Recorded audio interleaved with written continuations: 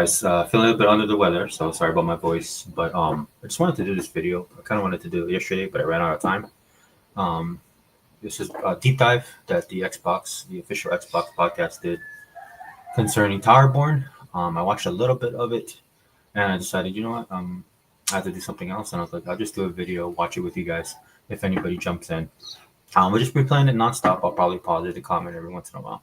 But like I said in yesterday's video, this is probably one of the most anticipated games for me this year. It was South of Midnight. I mean, every game that Xbox is dropping this year is pretty huge.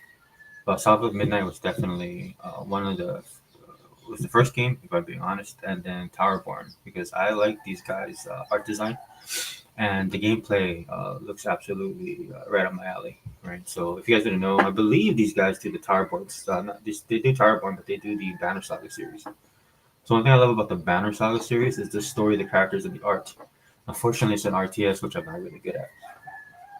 I can play them and stuff like that, but it's a little bit too much thinking for me. So I think they probably I'm not the only one that feels that way. Like a fan of their work that feels that way. And then they did Towerborn, so Towerborn's coming along, and the thing that grabbed me first thing was the art style, right? And then of course the gameplay, and then who the developers were.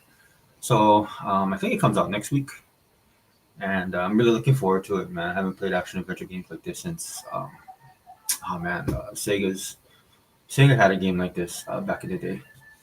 I don't say Shining Arc, but I know that's not the right game. But it was back on the Saturn. Let me try. I should look this up. Funny man, I'm pretty sure somebody was in the chat. They told me. I can't remember what it was, but it's a great game.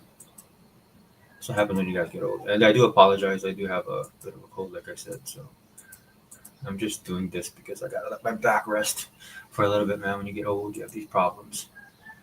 But, hold on one second. Let me make sure this is all up and running. Yeah, I see it. Channel should be good to go. I might be muting my mic off and on because I've been sneezing like crazy. I should take some medicine. So we're gonna jump into it, guys. Try and get through this as fast as possible. Again, we'll see how this goes. Xbox has so many games dropping. And, they've been dropping games all year long. Some of their biggest titles are starting to come out nonstop. So it's a little bit crazy with Game Pass right now, dude. That's why all the drama going on in the gaming industry, and it's a good barometer for you guys to realize who actually games and who doesn't. You have so many people who are critics of Xbox, and like I tell you guys all the time on this channel, man, what's the sense of listening to these people if they don't actually play your system or own your system or play the games that you like and participate in the ecosystem that you find absolutely amazing, like myself. Their opinions really don't mean anything, if I'm being honest. Very few people can take themselves out of the critiques that they do with Xbox, and I'm talking very few, like a couple that I can listen to and stuff like that. But even then, at the end of the day, it's just like, then why are you even talking about Xbox? You should focus on what you like. But, we've been dealing with this for like over 2 decades already. So let's jump into the show. I'll pause every now and then and give commentary. Official Xbox podcast. This is the only podcast coming to you from inside Xbox that I'm aware of.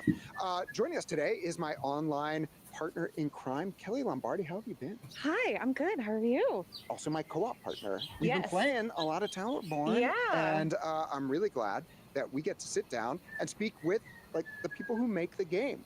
So welcome back. Actually, return visitors, Trisha, Daniel McLaren. We'll just call you McLaren. It's good to have you back. It's great to be back. Yeah. Thanks for having us. Yeah. So it's been a little while since we've had you here. So Trisha, as CEO and president of Stoic, which is such a cool title, how are you guys feeling on the eve of launch? Yeah, the team's doing well. We've been through certification, which is always a big hurdle to overcome, and we're doing well there. And you've done it.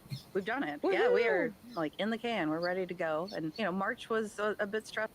Yeah, again, I just love this animation style, and the action looks solid. I don't know how it's gonna play, but it looks really good. For us to get us there, and we're very excited, and how all we want is to get there. We just want the 29th to be here because we're so excited to share Towerborne with the Xbox fans. That's amazing. And McLaren, as game director for Towerborne, I imagine the last 7, 8 months have been pretty chill for you, just hanging Yeah, out. they just feed me grapes, Yeah. and I'm like, make the thing better. Yep. No, it's been pretty crazy. The amount of hours that the whole team has been putting in, the amount of work that was left. I think Trisha and I were talking about this, and I was saying this release is kind of a major turning point for us because up to this point, it's something we had to do to make the game good and polished to take in all of the feedback that we were getting from the players. And there's nothing that we could really reduce or change or cut. It was like, this is what has to be there for this release, for Xbox, for game preview, for all these just tons of people that are going to come in. And so you have no choice. You have to do these things for that game to reach that high watermark. And so now the cool thing is that you can start focusing on like, all right, what's this like really cool idea you want to do? And it's just kind of nice to have that shift. And I think the team is going to appreciate that. Well, let's get into this because last time we spoke, it was during Gamescom of last year somehow. The game was about to enter early access in Steam. And you were talking, I remember, about how you wanted to build the game alongside people who were invested and wanted to give feedback. It's been a while that the game has been available that way. Now it's coming to Game Pass, as you said. It's coming to Xbox consoles. It's coming to PC Game Pass as well. You always do a great job listening to your players. What I always love to hear whenever there's a beta or there's some sort of early access thing is like, what is that going to mean? What have you changed? And what are all the things that these Xbox Game Pass and console players who are sitting back there going, when do I get to play this? Like, what do they get to benefit from the work that you've put in? So we can dive into a lot of stuff, but I can say Kelly and I were playing last week, and it was one of those things where every time I go see my mom, she's like, "Are you getting taller?" I'm like, "No, mom, you're getting shorter." But because it's been months, it's like, whoa, the difference is really pronounced. I was like, are the graphics different? Does this feel different? I feel like it feels different, and it feels like it's a lot of different stuff. So where do y'all want to start? I mean, it's all of the above. Yeah. Like all of those things. And I will say, like, we've had an amazing group of founders and early access that have helped us so much. And we really pride ourselves in being able to take in the feedback that they gave us. I tell people very often that I started with 0 friends on Steam. I literally only played like solo games. And now I have like 120. And that was simply by going into our Discord community and being like, who wants to play today? And playing directly with them. And they've been great. We have a whole feedback channel, and they've given us, I mean, like detailed feedback beyond what you would ever expect. And so that's been amazing. And it really, we want to build this game alongside players. And so, yeah, where do we start? I mean, there's so It's much. everything. I think the big thing that we were pursuing from the start was, does this feel good and is this what you want? And a lot of the feedback was very much in the framework of, man, this combat's really good, but. And so we just kind of took all of those things and started going down the list. And I love this weapon, dude. It looks so heavy. And again, it's the animation. I love when games do stuff like this. Right? You can tell they put a lot of focus. It's just not about hitting the character or hitting the enemy. You can tell by the movement. There's some body weight to it. It gives the weapon. It makes it looks heavy, right? And so I wonder how that's going to be for the damage and stuff like that. I always appreciate the little things when they do like stuff like that with these type of games. And that's why like when I first saw the trailer for this and when they started promoting it, I was kind of drawn into it. There were a handful of things that we knew needed to exist just to complete the game. We knew that the progression that existed was too shallow. There really, you just kind of got a level and then you gained a little bit of health and a little bit of defense, and that was it. So we completely introduced a new progression system for everybody. We knew that the way that we had laid the map out and the content that was on the map was a nice starting point, but didn't have a lot of purpose. And so we just kind of went through all of the feedback. Hey, I want to see a little more narrative. I wish things were more purposeful on the map. I wish I had better progression. I wish it was balanced like this. I wish it was this.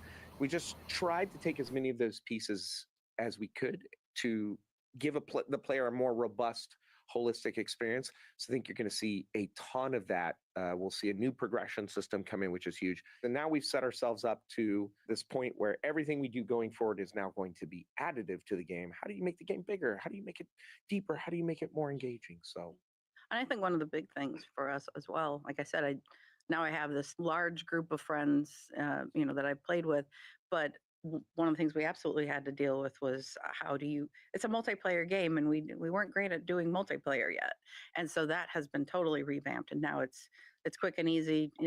Basically walk up to someone and hit a button, and We did that. yeah. I think Jeff was asking me, he was like, okay, so how do we party? Oh, we're in a party. Yeah. And like, he didn't even finish his thought, because I was just like, the fact that you said that, it just brings such a deep joy to my heart, because for so long we would even get into playtests, and the first 15. And that's so smart. And that's good. You can tell they're listening to the people playing the game, because that's important. A lot of these guys now, they just don't listen to the fans or their potential fans or even the consumer at some point in time. I mean, they have a vision of what their game want to be. They want to put it out there for everybody to try. But when you get feedback, it's important to listen to people. Right, and that is a big thing, right? Just being able to drop in, right? Not keeping it too complicated, especially with a game like this. This is why Xbox continues to thrive with online stuff. You guys know I play a lot of online gaming and stuff like that, as far as the type of games they are, like multiplayer. And I'm not just talking about COD, right? I'm talking about across the board. And that's one of the things, man. I mean, it's Xbox has been doing this for a long time. It's kind of their bread and butter. And they partner up and team up with teams that can bring that consistency to the table. Sorry, guys. So this is good to hear, man. This is why these deep dives are important, man. Because I know a lot of people a couple years ago, about 7-8 years ago, was complaining about showcases, and then they talk to the developers. I know sometimes they were awkward and stuff like that. The formatting here is very different, man. Xbox has gotten better with it. These people have gotten better with the deep dives. That's for sure. But at the end of the day, man, it's good to know this stuff. Right? Like I told you, man, I'm playing Avowed right now, and Avowed is such a good game. Some of the goodness is a little bit deep, and so you have to kind of dig for it. And for me, it's like a game like that that's hard, because a lot of people don't want to get the time to do that. This game, it looks like it's on the surface. It's gonna be like it'll suck you in, and you can just game. And then if you want to do it, go deeper with the battle system and stuff like that, sounds like it's gonna be a well-rounded online multiplayer. But I really like that. I talked about that with Redfall. Redfall really needs a drop in and drop out type of mode for that game to do better. 15 minutes of playtest was just trying to get groups together, and it's one of the biggest issues we've heard from the community. But that was a big investment, and we actually moved a lot of stuff around to make that from a logistical point of view happen. And it's been hands down the best, probably one of the best things we've ever done. I think as we were playing, that was one of the things that I mentioned to Jeff. It went from being a game where you can imagine how great it's going to be to just being a great game. Right. Like everything just kind of fell into place, where before it was like, oh, the combat feels really great. But if it were like this, and now when you play it, there were no buts. It was just like we got into the tower, we partied up, we knew exactly where we were going to go. I got to make my character customized. And then even there was a point where I was like, oh, I look like a nerd with this helmet on. I spent all this time with my hair. What do I do? And a prompt came up saying, you can hide your helmet by doing that. And I was just like, they thought of everything. It's those little things. I think what's really cool is to see the response of the players. It's very consistent. Oh, I really love playing this game. But again, it's always the but. And then if I could have all of this stuff. And so there's just excitement to put all of these things out there, to let the players group up. I think there's this kind of sentiment as well. Like if I'm forced to play solo, the game feels this way. Like it's fun, but it's but as soon as you're able to be in a group, like people's complaints kind of shift very. I wonder what the music and the sound's going to be like. This is really a throwback, if I'm being honest. It feels like a throwback to a better time in gaming, especially action RPGs and side scrollers. Dramatically, then they have a lot more positive things to say about it. And so being able to move the needle from, it's primarily a solo game, and if you really put in a lot of effort, you can group with people too. Great. It's very easy to just group with people and play. That sentiment changes as well. So you're in the social area, like pretty much from the start. The Belfry, we still call it, right? Great. Yeah. And you can just go up to someone and you just hit a button, right? Yeah, it's a prompt. You'll see the marker over their head, and you just hit the prompt. And it's like, hey, you want to be a friend with them? You want to invite them to a group? Yeah, you want to be a friend? You want to hang out with me? Please, I'm alone.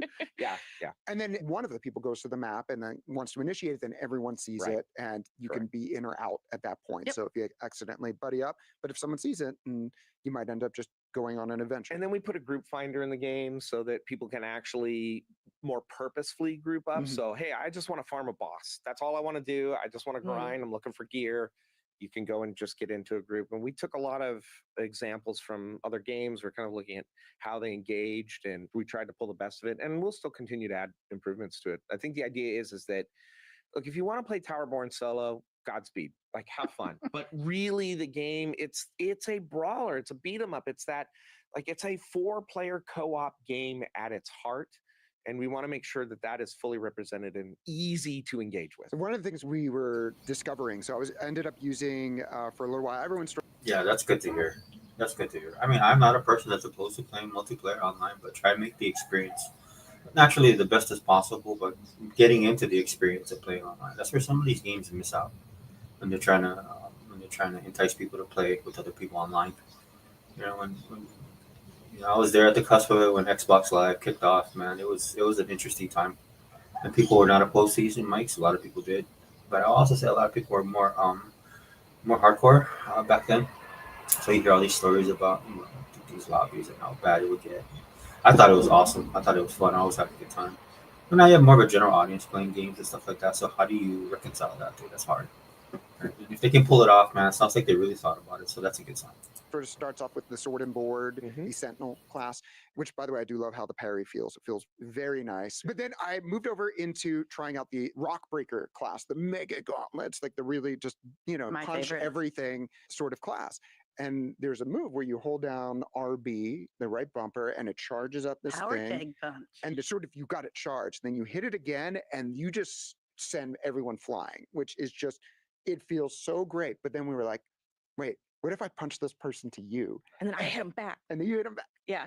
And just the fun you can have co-op Oh, is yeah. just emergent, I guess, in a way that you just don't get by yourself. Yeah. The Oh, yeah. camaraderie of reviving each other too. Mhm. At one point, Jeff was like, "Where are you?" I was like, I'm down over here. I was like, "Can you come pick me up?" As part of that, you've changed how healing works, right? Before you died, you respawn, you had a certain amount of lives. It kind of felt like an old school brawler, like a TMNT, and it's like, oh, I've got 3 lives and then I'm done or Yeah. whatever. There were a But couple of fundamental systemic changes that we Mhm. made. One of them is the class skill system, which we'll talk about, I think, a little later. But the other was the healing flasks. We call them Mender's flasks. And so we had a lot of conversations around this, even way, way back in the beginning. It was like, should we have health globes? Should we have health potions? Like, what should we do Mhm. here? And there were a lot of conflicting opinions. So we just went with a standard, you die, you res, you have a certain number, and then players have to resurrect you, and that'll, take more time every time you have to resurrect. But it just didn't feel good. That's the best way to describe it. And so we talked about a health system, and Isaac and his team quickly prototyped a healing system and put it in the game, and we started playing it. We're like, dang, this is good. We need Yeah. to do this. And so that's where that came about. Now, when I play on the live servers, I'm like, this is dumb. Like, I can't heal. So I keep trying to heal, and then I die, and I'm like, ah. And so it just makes such a difference. And then we're able to take that system, expand that out in the class system, which we'll talk about let's a little talk bit about later. it now. Yeah. So that was the other major thing that we did, was implement progression into the game, where now you get skill points on level up. You can now pick the abilities that you want to use, as opposed to waiting for a weapon to come into play. And you're like, well, I want to be spin to win, but I can't do it because I haven't found a weapon. It's like, well, just level up and then spend the point in there. We've added in support skills. We've added in a depth of combat. In fact, when I was setting up the builds for GDC so that everybody could play and test it, I actually had to go through and purposefully select simpler setups, because now what the combat team has done is they put in these deeper combo moves and things that can connect each other. And you're like, oh, I want to have an ability to recover in air and then dash and then do a combo in the air that I couldn't do before. And you're just like, whoa, there's a whole cognitive load that is built for that high skill player who wants to master that.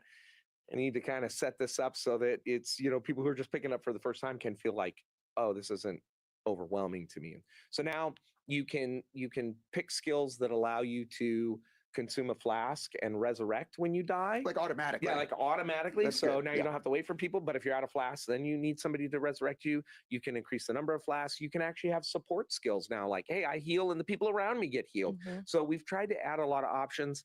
The wonderful thing is we've set it up so that we can just continue to add new skills to that tree over time, so that there are more options for people to engage with. So those two things just expand the depth of the play dramatically. And I think playing the game right now in early access, you have a whole inventory system that you have to deal with, and when I'm playing, I'm like, I'll just anything that's below the level that I'm already, I just Trash. dismantle it. Because why?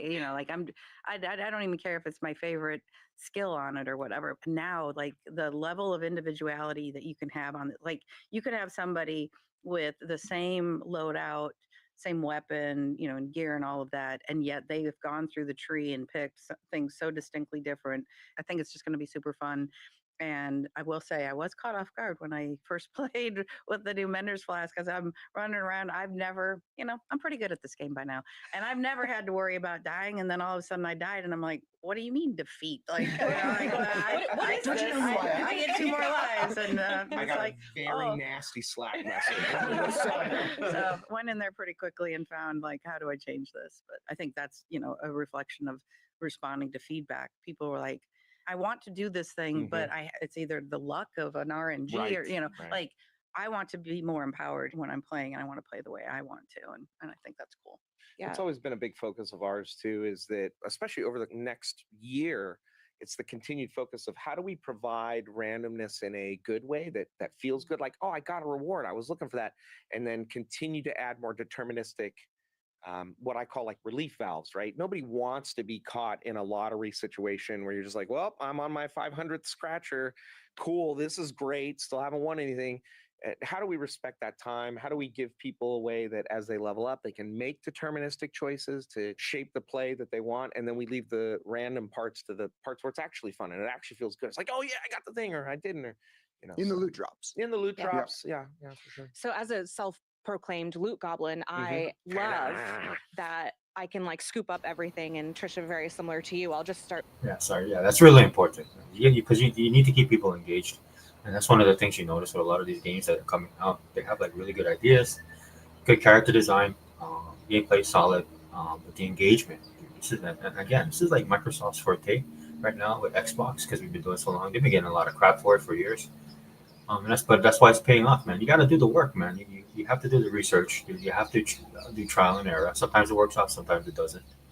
Right? But this is why they're so like Xbox is so much far ahead than PlayStation and what PlayStation has. Like Helldivers, I think is probably their best game. And COD, which is owned by Xbox, right? They don't really have anything online, right? Because that's not their area of expertise. Unlike Xbox and Microsoft. And again, when you have a company like Microsoft who backs Xbox now and allows these people to be creative, because it's important.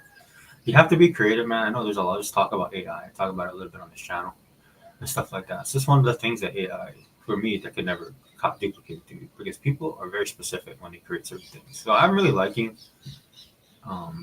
this program so far because I'm actually liking the people that are talking about it. You know what I'm saying? Like, you can tell that they know their product, dude. They want to bring their best product to the forefront, dude. They're actually listening to the customers and they're actually they actually play the game. Then that's important too.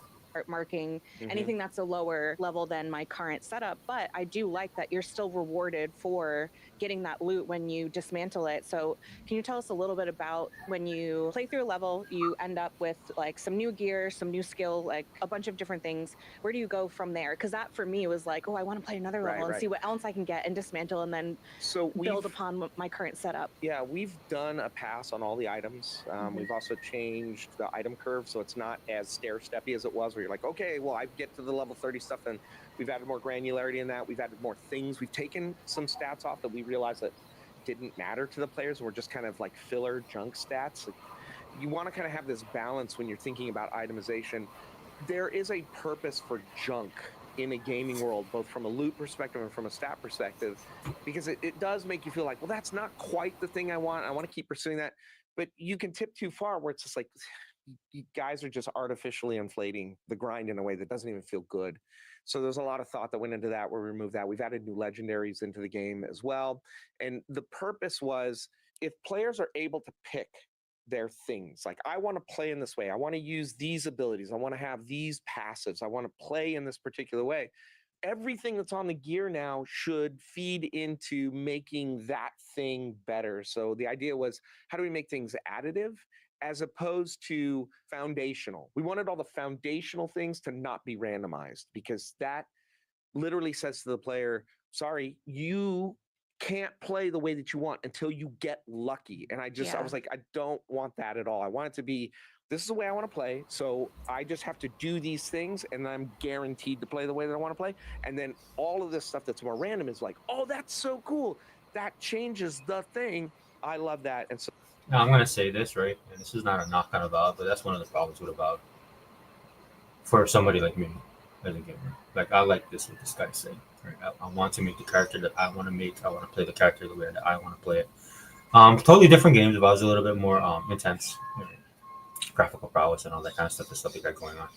But still, just from a gaming perspective, right? I think it's very important. I think that's one of the things Avowed misses, and it doesn't mean that Avowed is bad, right? It's just the choice that those developers made for their game. And there's great stuff in Avowed. Like I talk about it, I've been talking about it about nonstop. That's the game I've been playing the most, if I'm being honest. Right, and so that's just a decision that the guys who make Avowed did. Like, if I had a chance at playing as a warden, I really don't want to do magic, right? But the way the game is, it's good to have a grimoire at the very least, at least the basic one, right? Because if you're switching characters in and out, and then you come across certain parts where you got to use fire and ice and stuff like that, the grimoire solves all that problem. And then you can save your grenades for the actual enemy battles and stuff like that. Or you can use the grenades, it's fine, like play however you want to play in a sense, but it kind of locks you in. And I'm hoping they don't do that with this game. Because this game, besides being multiplayer and online, the community that's going to play this, I see it right now, dude. My daughter plays Overwatch 2. She's playing Stadium. They took some stuff and reversed it around, so she's dealing with that. I see her playing Marvel Rivals. And one thing that's successful about Marvel Rivals that I see, right, is just as far as the character design, dude, it's on point. And allowing the people to make the choices of what the character looks like, the way they progress, giving them options. Right? This new generation of gamer, man, they're not like us, dude. We used to, I mean, I grew up, I was a grinder. And that's why I used to always play a tank or a warrior character. But, it's not like that anymore. And it doesn't have to be, if I'm being honest. But yeah, I'm really loving everything that they're seeing right now. so additive in the random, purposeful in the foundational. So clearly you've put a lot of work into the mechanics, into the numbers, into the systems, and making sure they all play together. I know Stoic for stories. I played the Banner Saga games. I think you've referred to them last time I talked to you as a bit of a depression simulator. Yeah, Banner Saga series is really good, guys. And that's the thing I loved about it. Like exactly like as Jeff is saying, man, the story's on point, the characters are on point. It's just the battle system. It's not bad. It's actually pretty good. For I'm just not good at that. It's the same reason I don't play Elden Ring, dude. I don't like Elden Ring Souls games. It's also why I didn't buy Liza P, dude. I just couldn't get into it because of the gameplay. But everything else I loved about the game. Only if you make the choices I made, I think. But when the game first loaded up, as we were playing sort of the version that everyone here is going to get to play in just a few days, there was a cutscene at the beginning, and there's background. So can you tell me about the narrative and the work that you all put in there? Because that's what we know you all from so much. Yeah, I think we recognized pretty early on into it that we weren't grounding people into like, why should I care? And who am I? And why do I exist? And what is that? Like, I remember having a conversation with our lead writer quite some time ago saying, I play a lot with my husband, and I would say to him like, hey, do you know why we're doing this? Do you know why we're escorting people? And he'd be like, what are you thinking? Like, what are you talking about?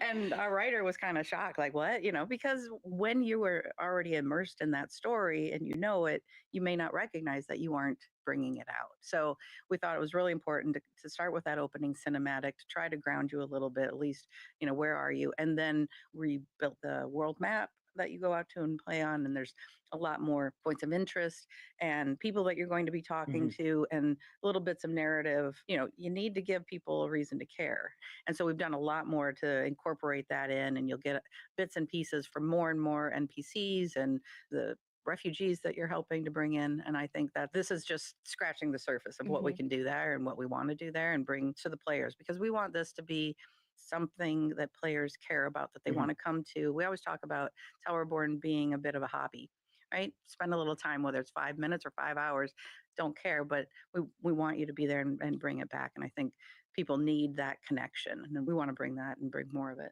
Yeah.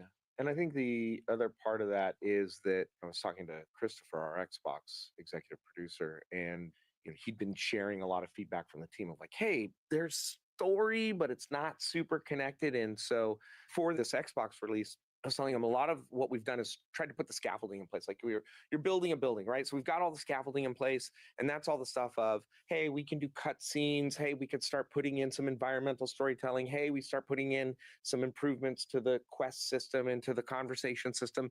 And now for this release, you can start to see what's happening under that scaffolding. So we really focused on reworking the world map and changing. That was another piece of feedback. Hey, there's a lot of discovery tiles on here. I feel like I'm just kind of moving to this random stuff. There's not a lot of purposeful things, and they're kind of spread out. And so it's a long time until you get to something that's purposeful. And so we completely reworked the map. We pulled a lot of stuff in. I think a lot of people will be very surprised. They were seeing kind of the edge of the fog, and they were like, oh, what's that thing right there? That's all been brought in. So now all that stuff's accessible as well. And then we added handcrafted points of interest. So things that are tied to story. So again, that's part of that scaffolding and part of the stuff that's underneath that. And then what we're going to be focused on, kind of the directive that I've actually been giving the team is like, okay, when we don't have a major release that's like a system, like, hey, we're working on Endgame, or hey, we're working on these other things.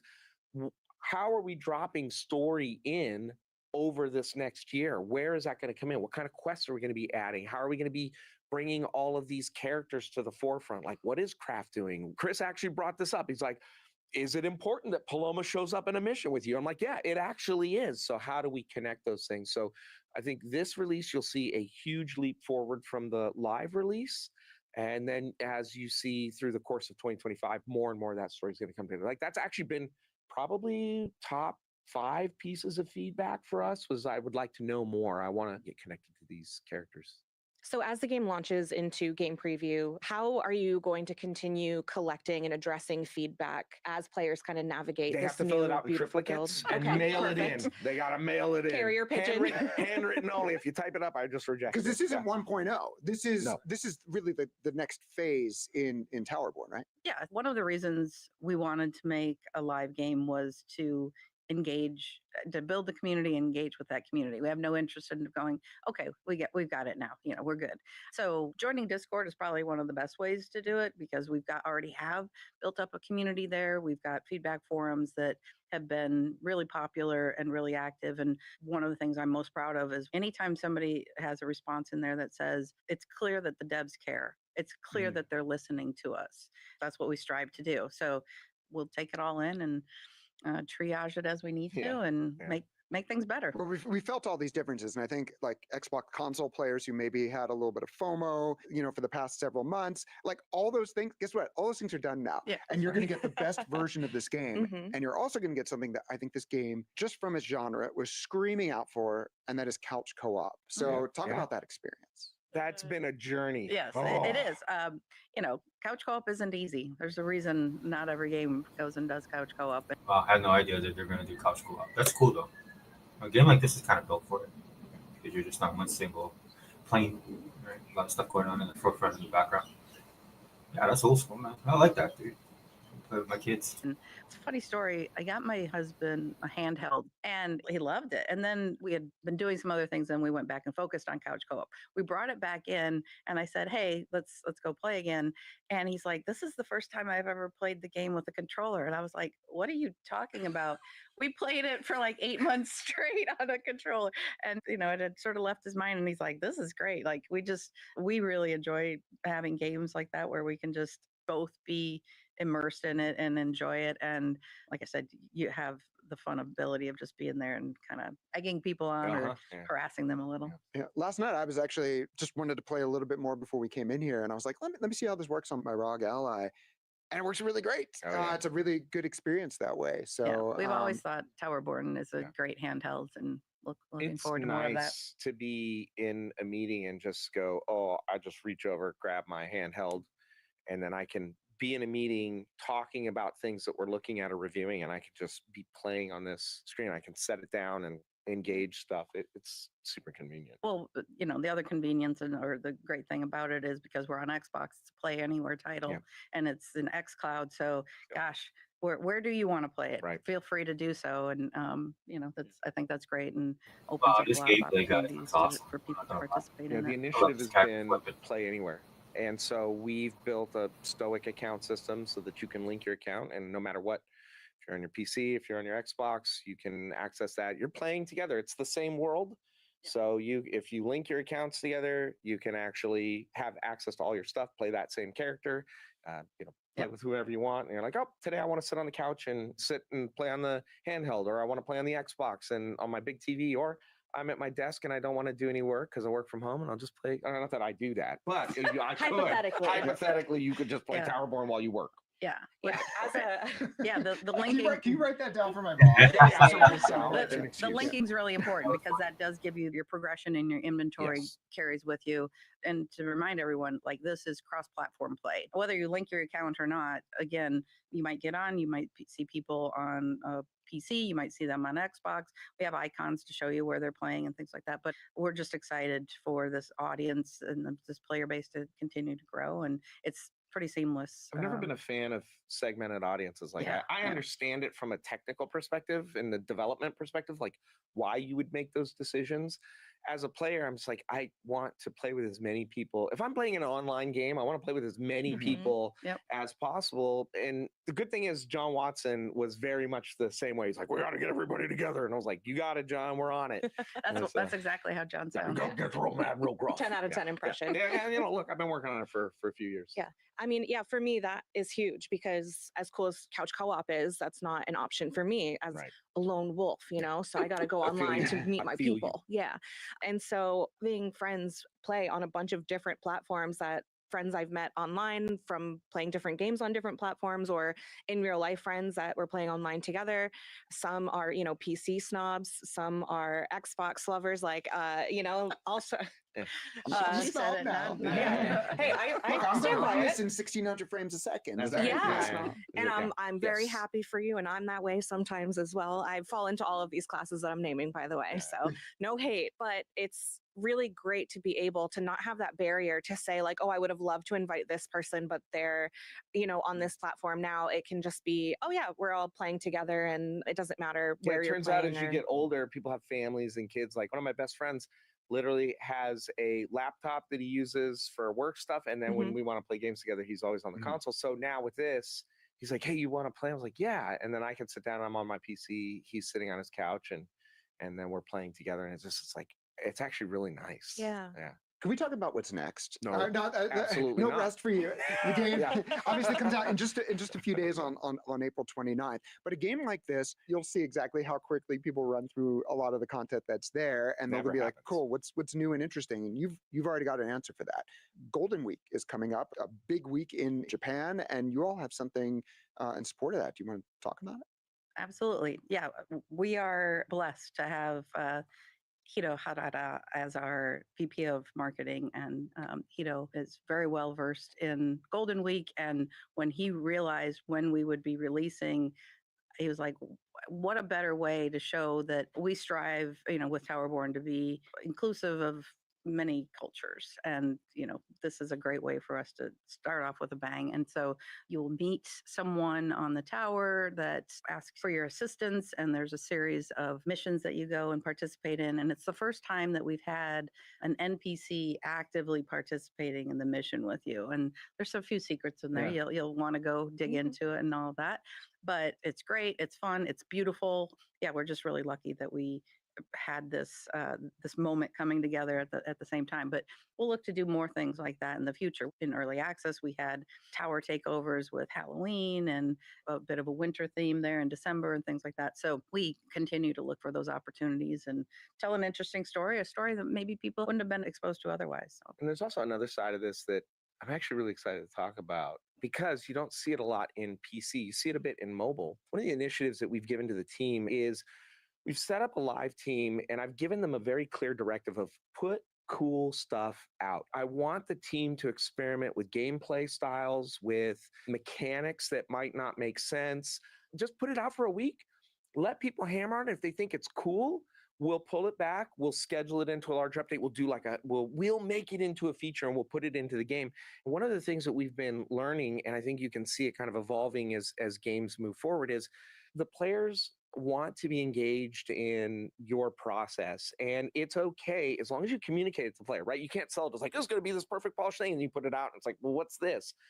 But we want to kind of separate and draw this line of, hey, there are these events like Golden Week where that's a big polish item. We put in a lot of effort. We plan that multiple months in advance. We build towards it, and then we release it.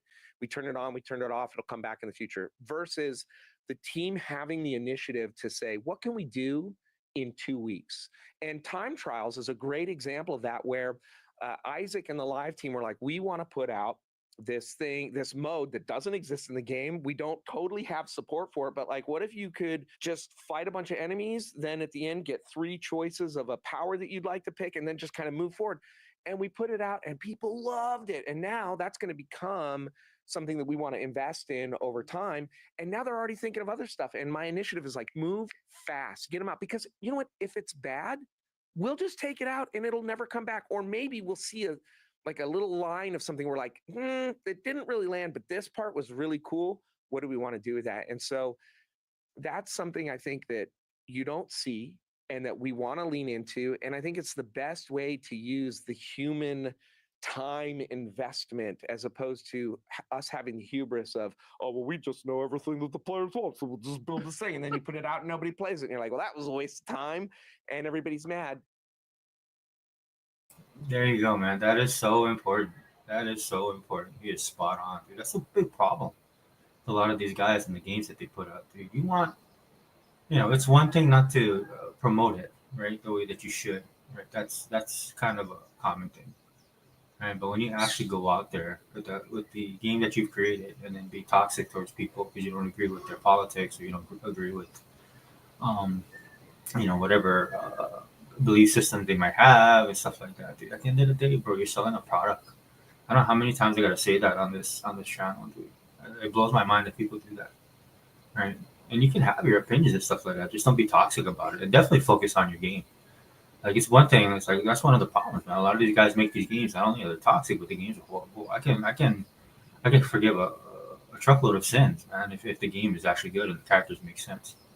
I talked about that with Star Wars Solo, man. It's probably not the best Star Wars movie. Kind of didn't. It was okay for me, but there's some stuff in there that people were talking about, which I found funny, dude. I found like kind of old school '70s type of comedy and humor, and they touched on stuff that if it had a little bit of political bent on it, which is fine, right? But it wasn't overbearing, and it's good to hear them say that kind of stuff, man. Because at the end of the day, you want people just to enjoy your game.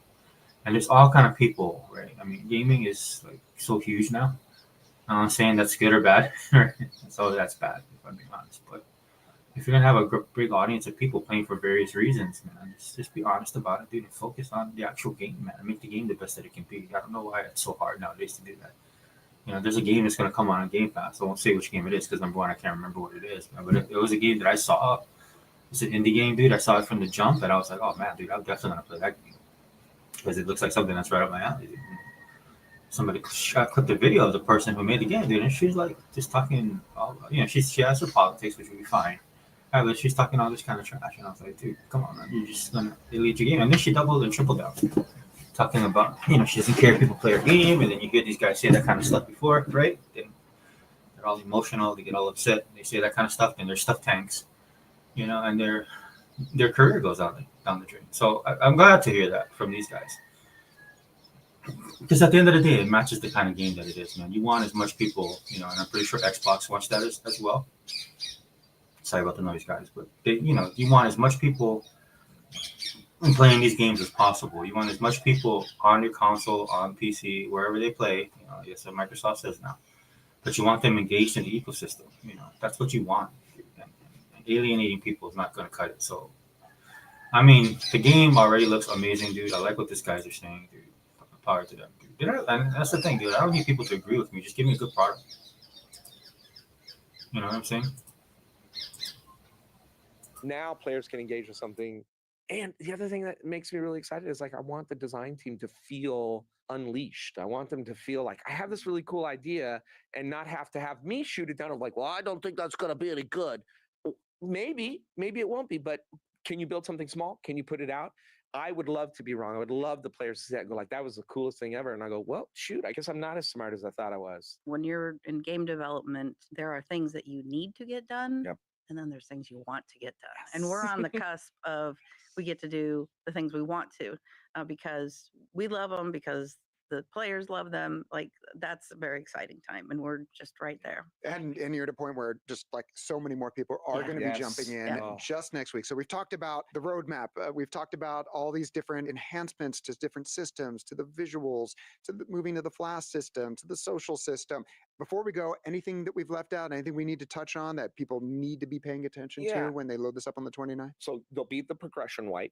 And the way that it'll work is you will keep anything that you got through the curio system. So if you unlocked a curio and you haven't completed it, that's okay. You will still have that curio. You can complete it at your leisure. If you've unlocked cosmetics for that, your cosmetics will stay. You will not lose any of that. But what will happen is you will be reset on all of your progress, your itemizations, because we think that this update is so foundational and so key that we need everybody to kind of go through it. So you go through, there'll be a new first-time user experience, new story elements. You'll get to level up your classes and make those choices. So all of that will be reset. So then everybody who comes in, the PC users, the Xbox users, those founders, they will all be starting together, and it will be playing together and growing together through that. And then over the course of 2025, we will continue to expand the game. We're going to add more depth in the itemization system, customizing your items. We'll add an economy, not necessarily player-to-player trading, but an economy of like, oh, I need to go and find these things. I need to invest in these things. I need to use the Forge. And then we'll eventually culminate in more story and an in-game system that we'll be focusing on over the year. So much to come. It all starts on Tuesday as folks on Xbox consoles and on Windows PCs. And of course, Game Pass joined the folks that were founders on Steam. So a lot more players. It's going to be a lot to do. You have a live stream that's coming up that day, don't you? Yes. April 29th is a big day for you guys. It is, yeah. Why not pile more into it? It's great. We got nothing to Game's do. done. Let me be offline for a few hours while I talk about stuff. So John Watson, who's one of our co-founders and our CTO, he and I will be here again, and we'll do a live stream. And there's some cool, exciting stuff wrapped around that live stream, and hope people join in. And I think after that, you'll see me every day streaming the game because I do get to play the game as part of my daily work. One of the perks of managing the studio. Who's going to Presidents stop and me? CEOs get to I play need to the be game. there. I need to be immersed and with players. So Very I think good. I need to join you Okay. for official work Oh, reasons please, sometimes because you need people to play We with. got, we got 4 here. Absolutely. This will work. There we go. All right, Trisha McLaren. Of course, Kelly, thanks so much for joining us. So watch that stream on Tuesday, maybe while you're downloading and or playing Towerborne on April 29th. And, that does it for this episode. So thanks so much for joining. Yeah, that was pretty awesome, guys. Xbox is really they've come a long way with their production value on their shows. I think it's good if they do a little bit better with putting the stuff out there. I mean, I think they leave it up to the community a little bit too much, which is fine. But the way the community is, dude, I think it kind of robs them. They should go full bore and put this stuff everywhere as much as possible to let people know that they're doing these deep dives. I wonder how much it has views. Let me stop sharing, guys, and then let me shrink this down. I want to see how many views it has already. Oh, not too bad. 10,000. 10,000 so far on one day. And the Xbox subscriber count is only about 5 million. That's the stuff I would be looking at a little bit more. It's real interesting, guys. I want to share something real fast because when I was watching this, man, I couldn't put my finger on it. There's just something about this game that I really love, and I couldn't understand why. I mean, look, like I just talked about the level design, I talked about the graphics, the animation, all that stuff, right? And then it hit me when I saw one of the characters with the is it? Share screen, yeah. One of the characters had gauntlets. And let me share this. I don't know if you guys can see it. Hopefully, yeah.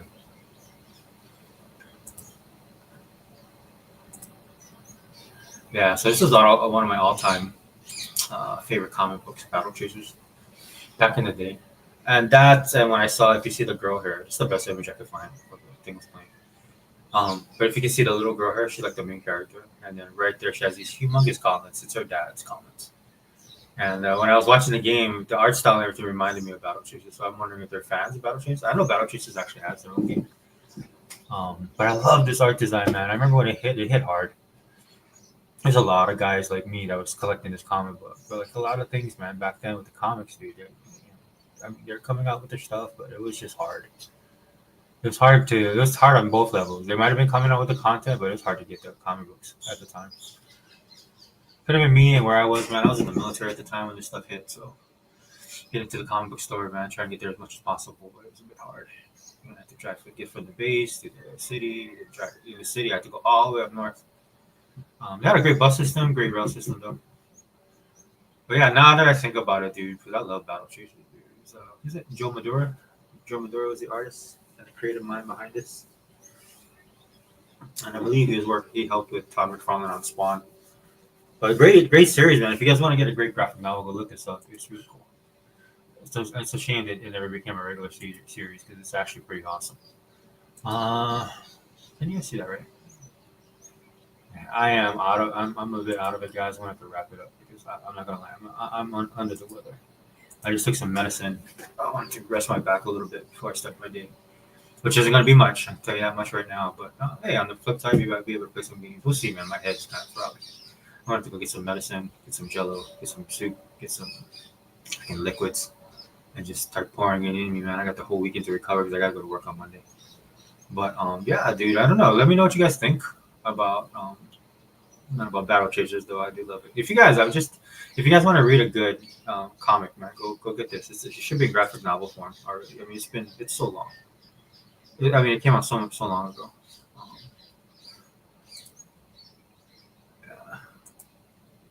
But that's why it just dawned on me when I was watching that special. I was like, oh, you know what it is, man? It reminds me of Battle Chasers. The art a little bit, the abilities and the powers. I am planning to do the Elder Scrolls 4 Oblivion Remastered. They did an official reveal about 19 minutes. Like I said, I want to do more of these on the channel. Let you guys know like what I'm actually doing, what I'm actually playing. I watched a little bit of that as well, and I had the same thought. I was like, dude, instead of watching it now and then doing a video after, I'll just do the video and watch the show at the same time. That's why I was a lot more quiet than usual, guys, because I did not watch the show. I was like watching it like how you guys are watching it. It's going to be the first time watching it, so.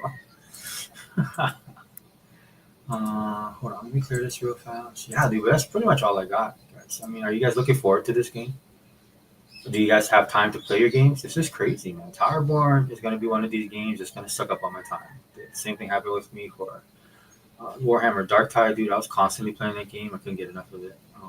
I have a bunch of games in the backlog. I have a bunch of games on tap right now I really want to finish, dude. I want to get back into Indiana Jones because I want to finish it before they drop their new content. I actually got some games that came out last week, man. But when my tax return comes, I'll probably go and buy Shining what is it? Shining Star? No, Shining Force. Shining Force, I think you got a physical copy for Xbox, dude. I'll go see, man. If it's a disc, I'll get it. If it's not, then I'll just wait. I can't stand when you don't put a disc on something physical that I buy. And then some other game dropped. And they got a bunch of indie games that came out on top of the stuff that's in Game Pass right now that I have to play. Right? I could literally just take one day to just to try out games. That's how good we have it right now. Like Sagan says, man, we're eating good over here, and that's 100% true. I mean, it's a non-stop buffet of content, dude. And when I hear these people talk all kind of trash about Xbox, dude, it just tells me more and more I just play my games more. But I'll do that, dude. We'll do the Elder Scrolls a little bit later on the day if I have time. If not, maybe tomorrow or next week.